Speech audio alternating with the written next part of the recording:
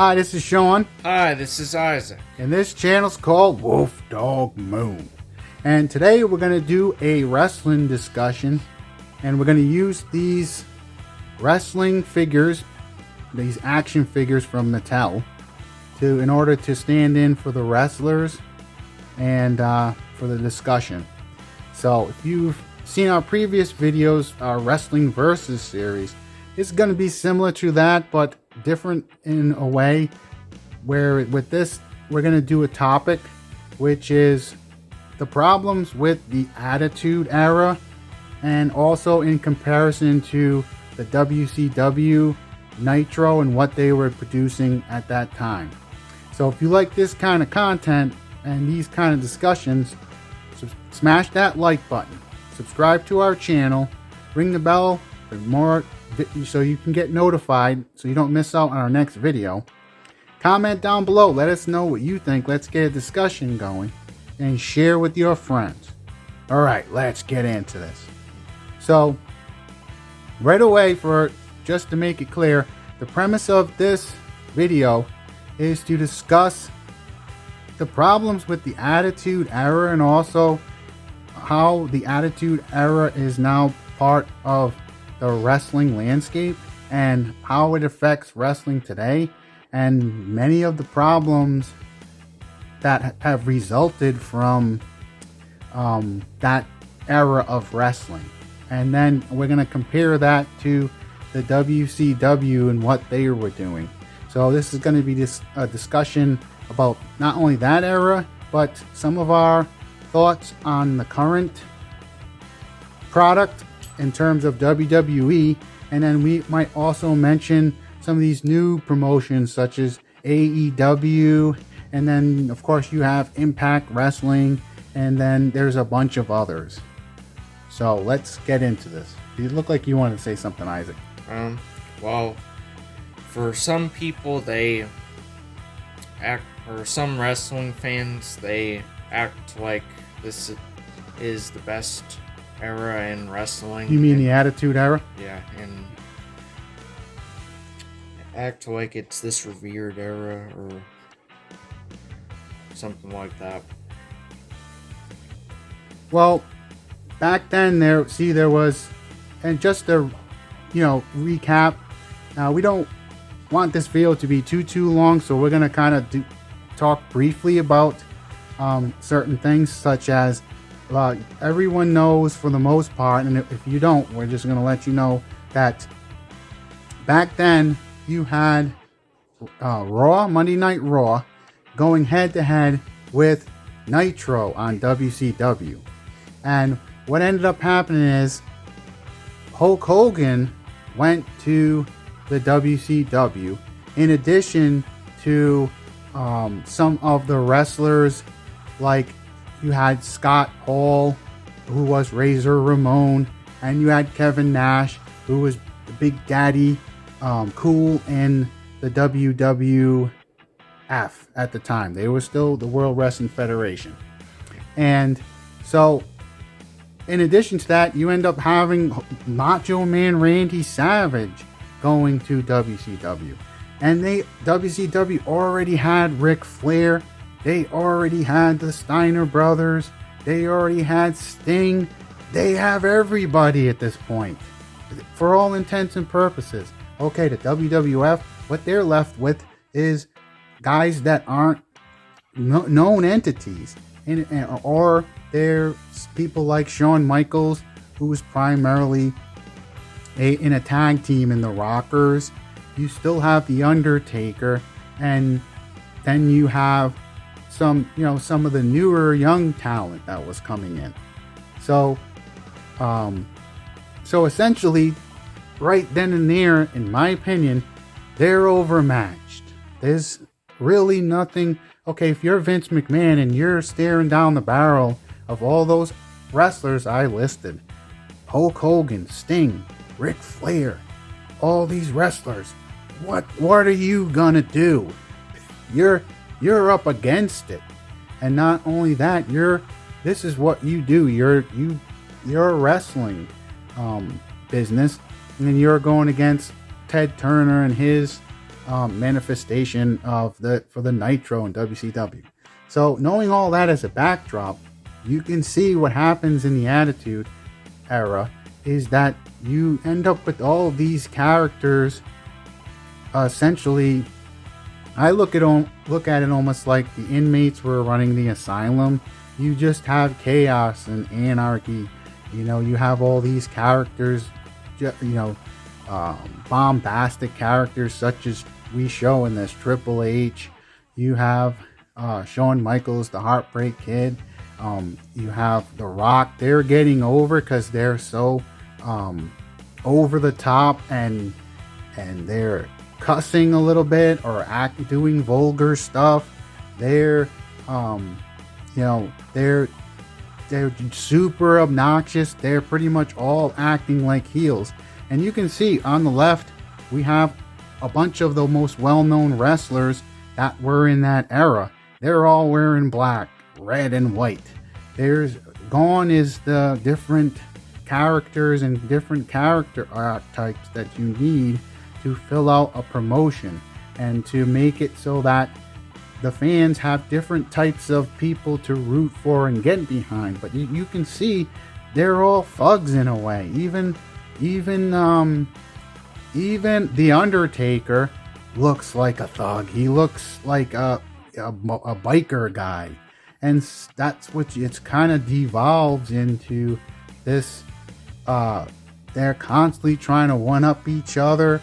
Who can do the most shocking thing? You have Triple H coming down with China and forming D-Generation X, and they're doing degenerative stuff. They're breaking bottles and they're doing nasty, vulgar stuff.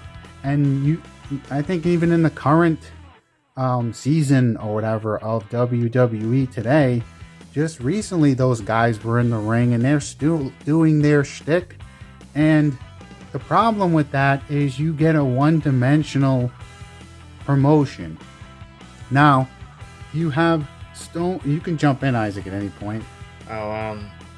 So the wrestlers really hide behind a lot of shock value in this era for the Attitude Era, and relying on vulgarity or crudeness or stuff. So essentially what you have is it's kind of chaotic. And okay, they have what they did have, they had like the Stone Cold persona, and ironically it was Stunning Steve Austin from the WCW. So he was in a way he was at the level of all those guys that were on Nitro. And so he's able to do this persona of a more working class person that is so angry with how things being run. But he had a counterpoint, and that's one thing people have to understand. He had a villain in McMahon. So McMahon was this kind of presenting himself as this corrupt, boss type figure. And so it was mano y mano between those two. But as a backdrop, the rest of the promotion, all the other guys have devolved into this same archetype, which is like the Triple H or the Rock, where they're all trying to get attention. They're all doing crude and obnoxious things and bombastic. And first of all, try selling that to advertisers, for example. Like if you're running a promotion and you need to have all kinds of different advertisers approach you, try selling that to them. Okay, so that era is seen as, and there are promotions now that, such as AEW, where I feel like they're trying to kind of do an Attitude Era spin, and that I feel personally that's a mistake, because you're gonna be scary to advertisers. Whereas I look at, okay, the wrestling business, what they really need to do is get back to basics. They need to get back to basics where you're focusing on different archetypes with different storylines. You might have colorful characters and then you have a variation of different types of characters. And so, Isaac, do you want to chime in, or is there something that you want to add?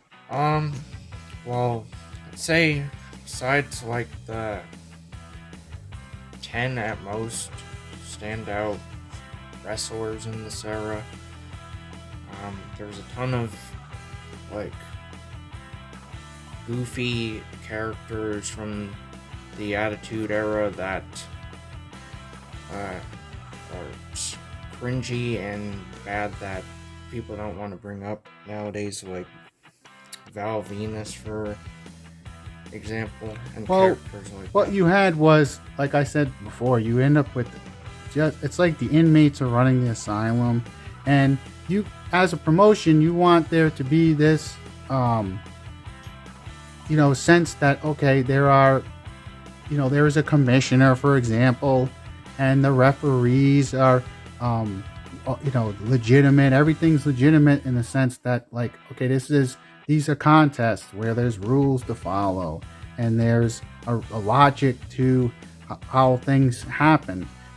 But because you have, just like Isaac said, you have these just crude characters. They're all essentially heels or acting heelish or getting over. They're supposed to be a face like The Rock, but he's a heel. He's arrogant. He's bombastic. He's over the top. He runs down the other wrestlers.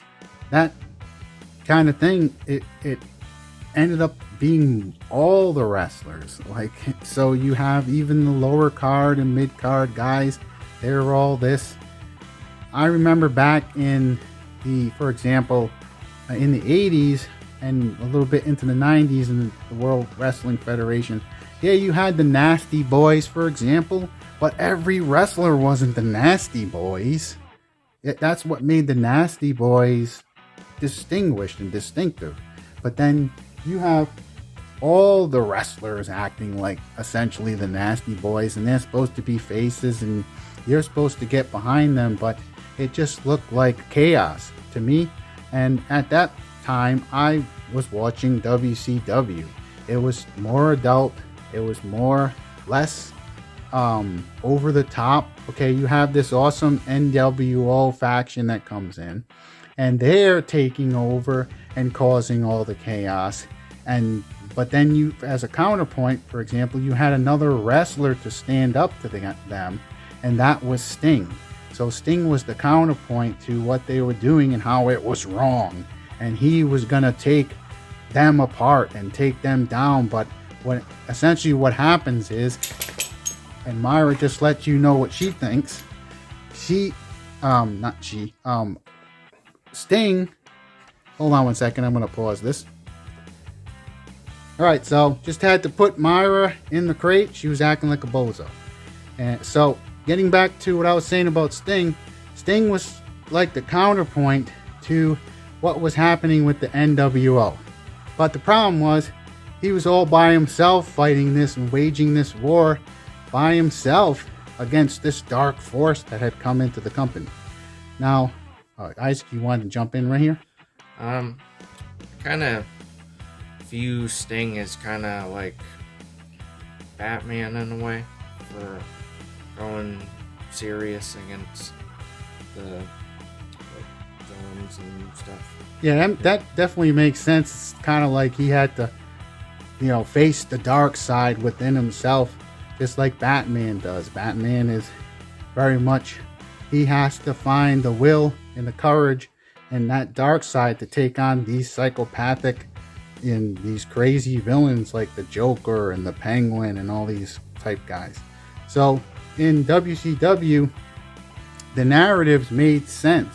And then you had these other wrestlers, divisions. You had like the X division or whatever it was.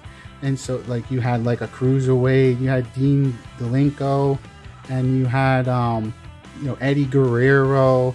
Then you had all these other kind of wrestling types. You just didn't have this one one kind of paintbrush that you have, and you just have this one color and archetype in WWE at the time. Now, eventually, the WCW, because they're both companies are duking it out.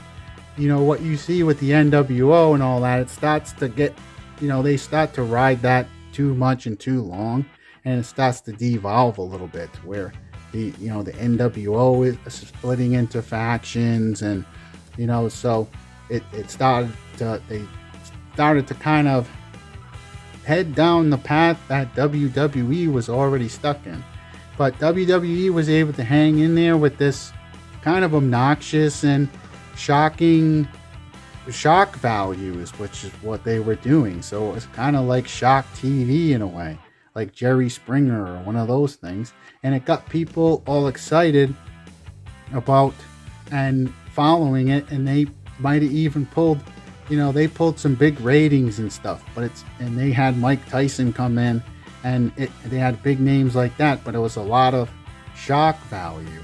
And so if you're Vince McMahon or most sensible promotions, you're only going to be able to do that so long, and for the most part, it's kind of, in my opinion, it's caused a lot of headaches ever since. And I put John Cena between these two sort of eras for a reason, because the John Cena persona, he essentially acts like a bulwark, in a sense, if you understand my meaning, to make sure that you can't do the Attitude Era. Like, for example, the John Cena character, he embodies all the attitude. He embodies all the take care of business in just one wrestler, and positioning him at the top and having him beat everybody. It keeps, McMahon and his promotion, in my opinion, it kept at bay this force that wanted to constantly bring back the Attitude Era. But the Attitude Era itself is not really the wrestling business. It's not how to run a promotion. You're just going to, scare off all the advertisers. No one's going to want to touch it. You see that if you look at TNA or whatever, there was a point where it's like, okay, it wasn't working because they tried to do an Attitude Era. And then if you fast forward to today, you have a company like AEW, which they're doing some good things, but they're also, in my opinion, if you just get back to basics and do a basic promotion, then that's what's gonna lead to success, and you're gonna get people following it. But it's gonna be, you have to have a long view, and you have to be patient. And whenever they bring in some of this, and you can chime in, Isaac, anytime. Whenever they bring in the Attitude Era type content, even into like an AEW, you're gonna run into a lot of problems. Yeah, I feel like that's their go-to response for the competitors to WWE nowadays, to be like the Attitude Era again, for how they're going against how WWE is doing stuff. Yeah, so they're trying to be a counterpoint and listen to these fans, they're frustrated perhaps with what WWE is doing. And so they want to give them what WWE is not. But the mistake WWE is making is they're always reaching for this other audience that doesn't exist, but in their minds they want it to. But at the same time, they're not patient. And hold on one second.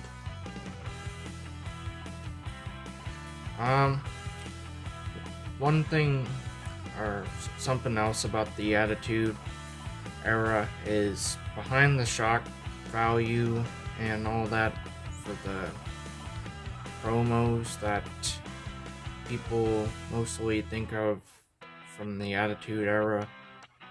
I'd say that the actual in-ring wrestling part wasn't really all that memorable for the actual in-ring wrestling from this era. Well, the reason why, and I'm just gonna venture a guess, is that because you have essentially everyone's a heel, it's hard to book a match. You don't know how to do a finish. You got Triple H hitting people with sledgehammers. That doesn't make sense. You have him winning matches and the finish, it doesn't make sense that he's winning.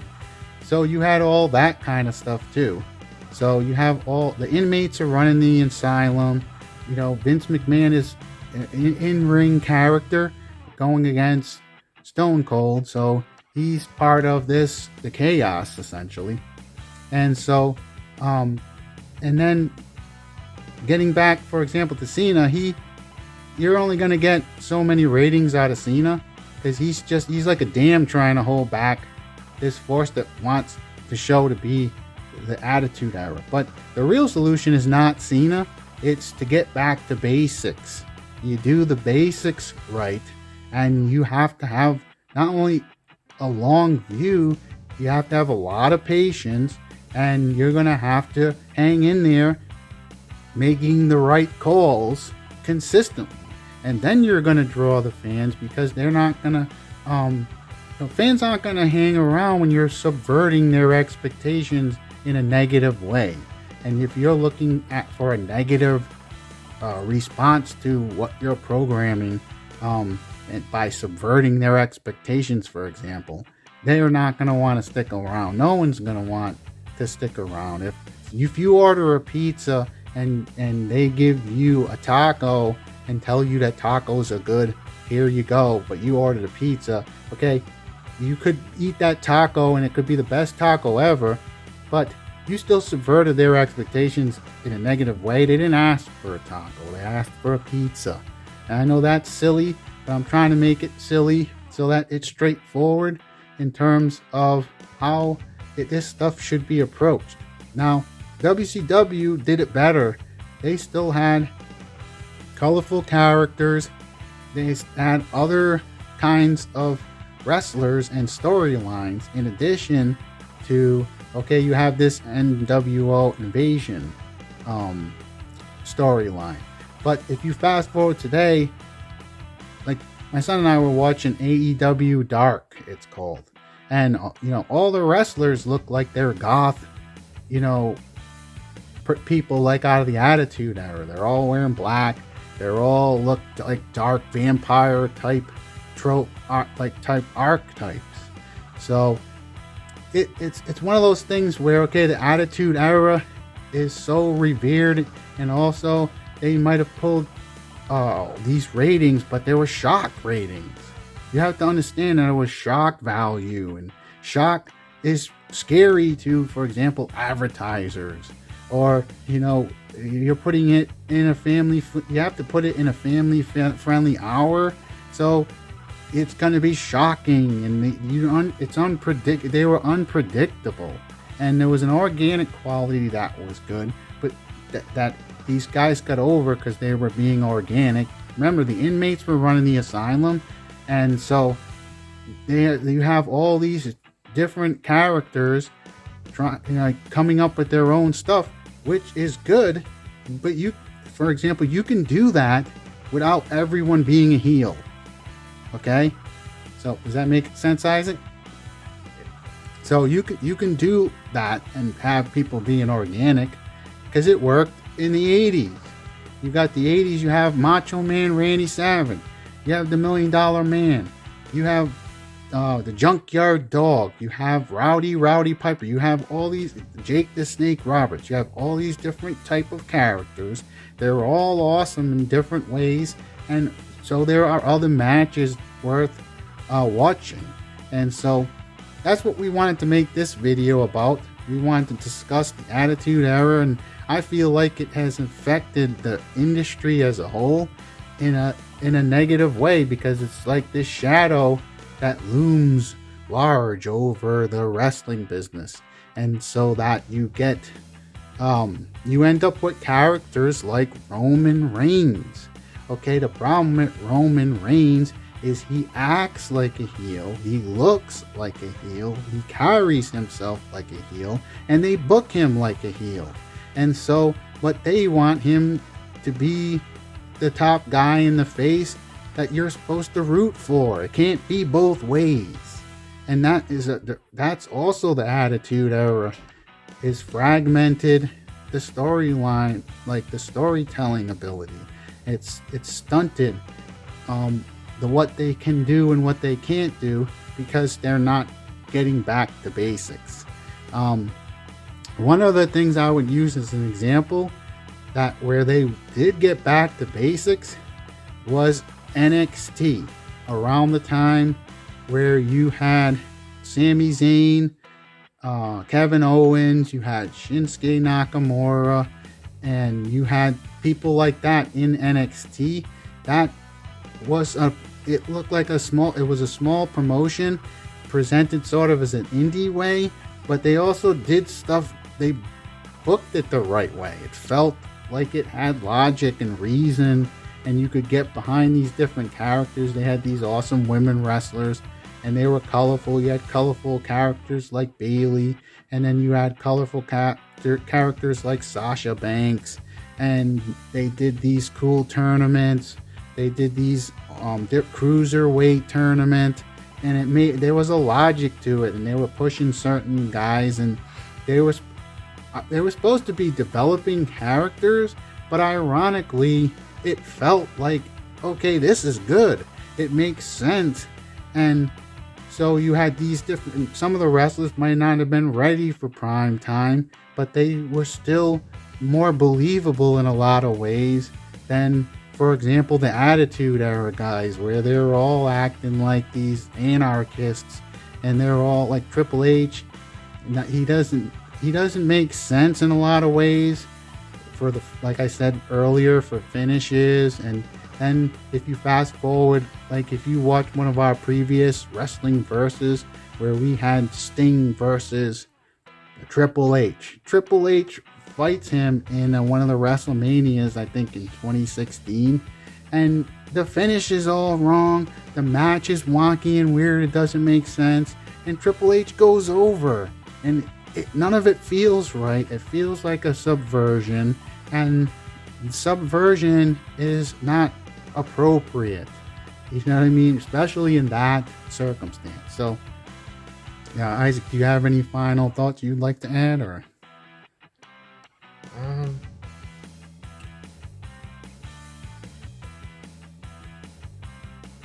Well, for a side note, I'd say the Attitude Era also, I think, kind of played into the drama of the WWF having to change to the WWE for their name change? Yeah. How so? In what way? Well, just how the show is marketed or whatever. Oh, so they had to change it. So okay, this is entertainment. Because I think that's the last era where they were called the WWF anyway. Okay, so yeah, I see what you're saying.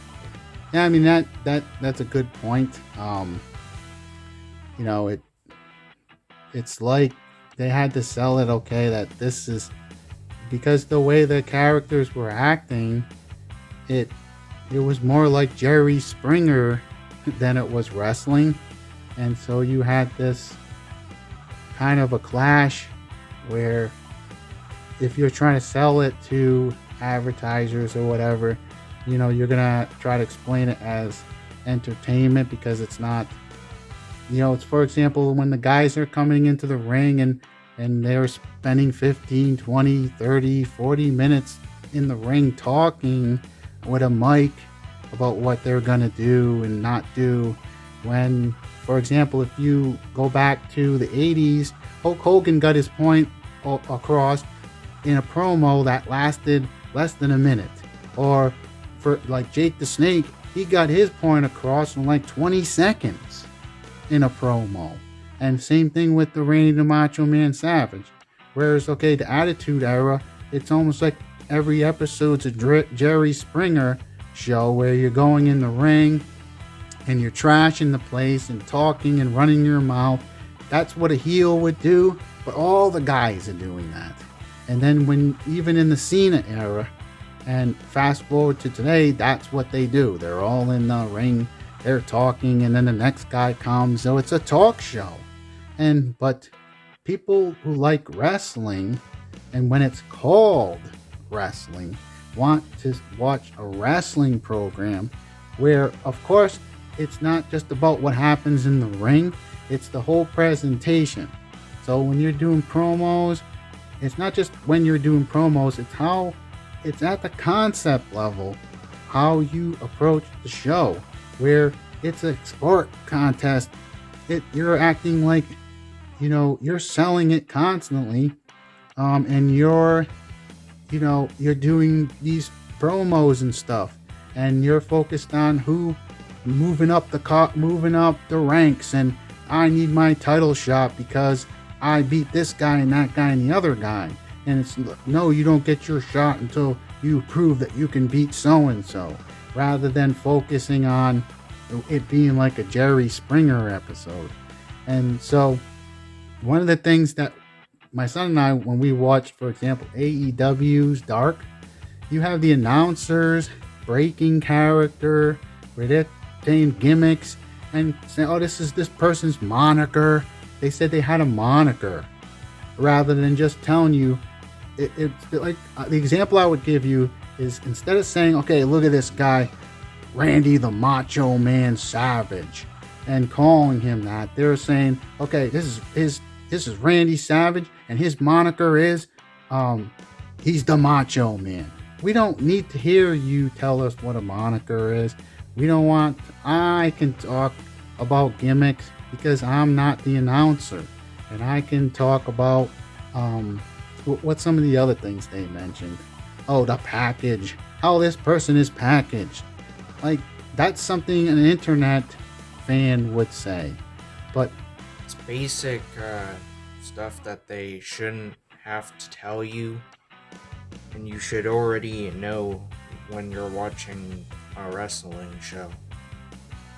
It shouldn't be in the commentary for the show.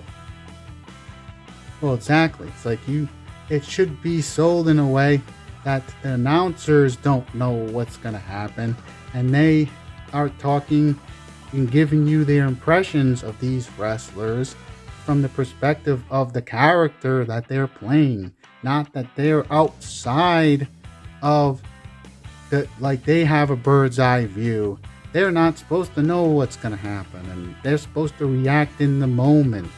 So if you're mentioning gimmicks, and if you're mentioning monikers, and you're standing outside of the business too much, and you're not in the business, you're not doing business. So if you know anyone that's running the AEW show, maybe call up Cody Rhodes and get him back and have him explain what I'm explaining to you. But you can't run it like that long term, because all the storylines will suffer as a result. Everybody will just be like constantly reminding people, okay, this isn't real. This isn't real. This is not real. Okay, we know it's not real. Wrestling is a suspension of disbelief. You have to ground your abstractions, and that means you have to create these characters and storylines, and you have to follow through them and with them in a way that makes logical sense and reason. And when you don't do that, and you subvert people's expectations just to cause them to be shocked or whatever, that's not the same thing as making sense and having logic.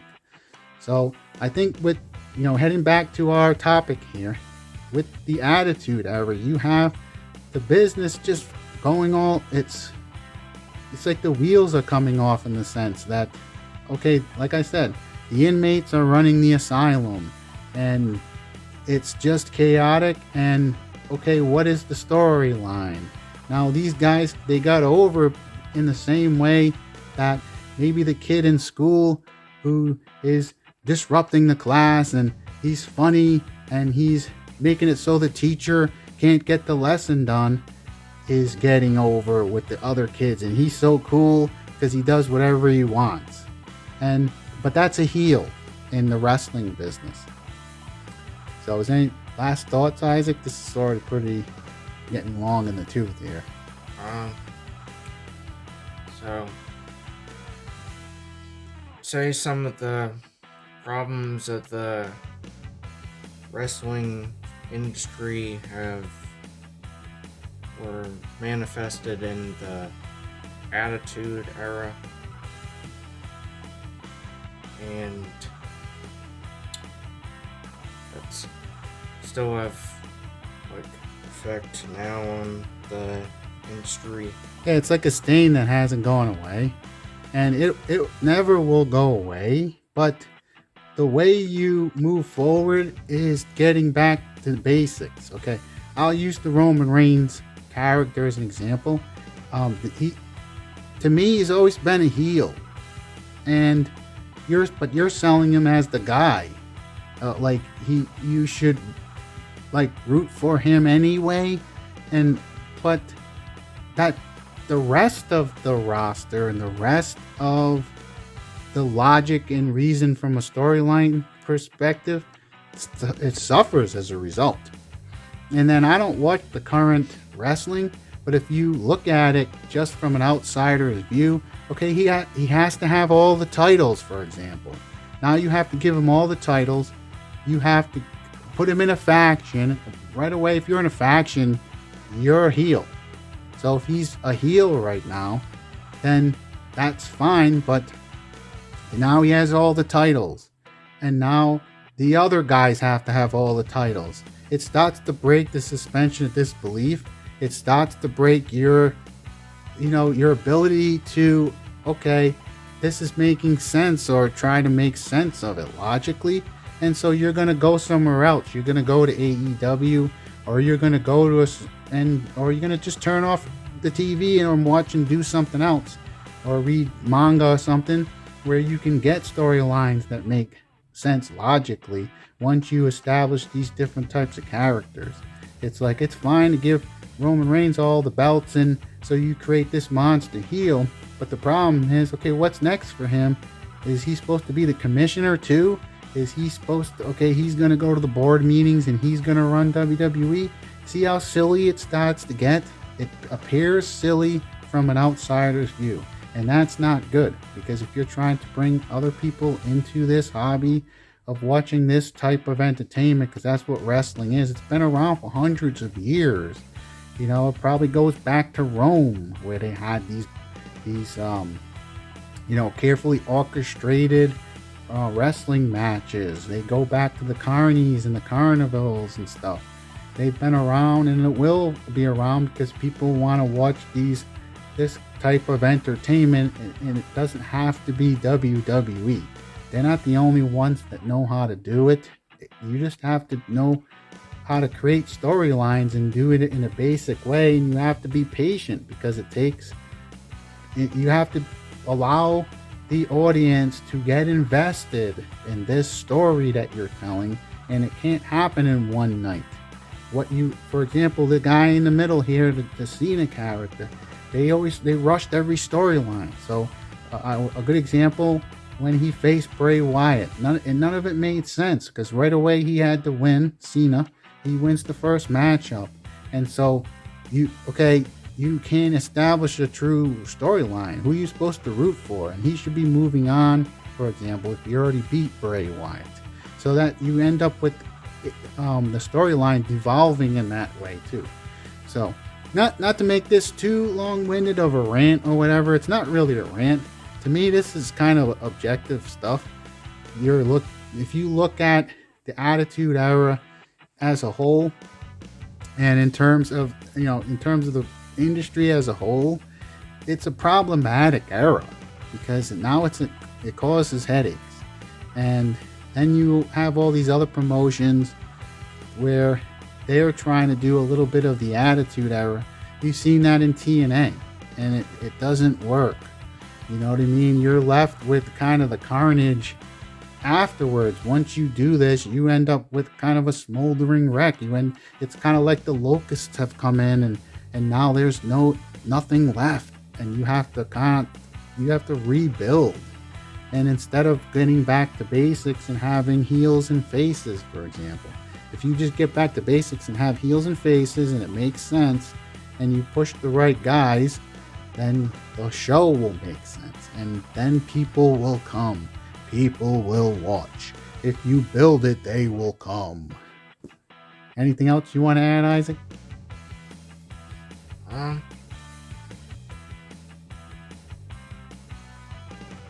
say that's a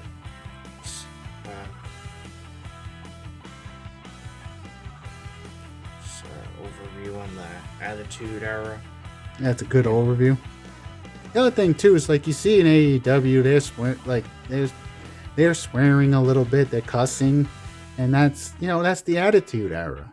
They're trying to do a little bit of okay, we're hardcore, but the irony of that is WCW didn't need to do any of that stuff back in the 80s. WCW was, NWA was good with Ric Flair. I'm sorry to tell you this, if you're a WWE only person, Ric Flair was the man, okay? And NWA was that promotion was awesome. And so was, Dusty Rhodes, when Dusty Rhodes was running a promotion. It was awesome in the South or whatever. And then there was the Von Erichs. There was other promotions that were good. You know what I mean? So if you go back to even the Ric Flair era, those guys were blue collar. They presented themselves as manly, and it was hardcore in the sense that they carried themselves as serious and legitimate, but they did it without wearing black tights and being obnoxious to the point of being vulgar and all this other stuff. They were cool, they were calm, they were collective. You had Ric Flair. There's a promo, you can go back and watch it, where he's like, Sting, I know you're better than me, Sting. You have it all, Sting. You're the total package. But on this pay-per-view coming up on March 21st or whatever, I'm going to prove that I'm the man. Which you compare that, for example, to the Attitude Era, where everybody's running each other down, saying you're a loser, you're nothing, you can't compete with me. That's not what Ric Flair did. So we can wrap this up, Isaac. What? Can also be kind of goofy and desperate and cartoony in a different way than the Cena era for the shock value of the Attitude Era. Yeah, it gets, because everybody's obnoxious and bombastic and over the top, right? That becomes cartoony. It's like everybody's breaking the tables. Everybody's throwing the trash cans over. Whether they're supposed to be the face or the heel, or everybody's just throwing trash everywhere. So yeah, that's cartoony if everyone's doing it, and you don't have somebody trying to do the right thing. Like with the Sting character, he only looks dark, but he's trying to do the right thing. He's on the hero's journey. He's not talking because he's so internalizing the pain of seeing all the destruction that the NWO is doing. It makes sense. You have at least one person who's standing up to what they're doing, and he has to become dark like they are, but it's kind of like an illusion. He's trying to scare them. He shows up when they least expect it. He comes through the ring. He comes down from the ceiling in places where they don't expect it. And that's because he's like this haunting figure now, where he's going to haunt them until they do the right thing. So if you understand what I'm getting at, comment down below. If you don't agree, let us know. What's your opinion? We do know that people revere the Attitude Era, and I don't want to make light of that. Like, we do understand that it was a cool time, and you get The Rock, you get Stone Cold, you get these awesome characters out of that era, and then you also get, they got ratings, and supposedly that was the way that they defeated the WCW. I don't think it is. I think WCW were always Ted Turner and that whole network. they were always fighting to keep wrestling a part of their network. And whereas McMahon, he does wrestling, and yes, he tried the XFL and he tried to get into this other sporting event type thing, but for the most part, that's what he does. He's a wrestling person. He was able to get all the contracts up north in the biggest market, New York. And so, just to make that clear, yes, we know that the Attitude Era is revered, and everybody, they always look at it from this lens where, why aren't they doing that now? And so we hope that we, in this video, kind of explained some of the reasons why you don't want to do that as a promotion. And so we respect your opinions, and I hope you respect ours. And we just want to make that clear. We do understand, we love the wrestling business, and like, I was around for all these different eras. I've been watching wrestling since the 70s and all the way up till now, and I've watched all different promotions. I'm one of those people that loves wrestling. I don't just watch WWE or just watch WCW. I've watched Japan Pro Wrestling. I've watched Impact Wrestling. I watched WCW, WWF, WWE. I've watched Ring of Honor. I've watched some AEW, and I've watched other promotions too, NWA.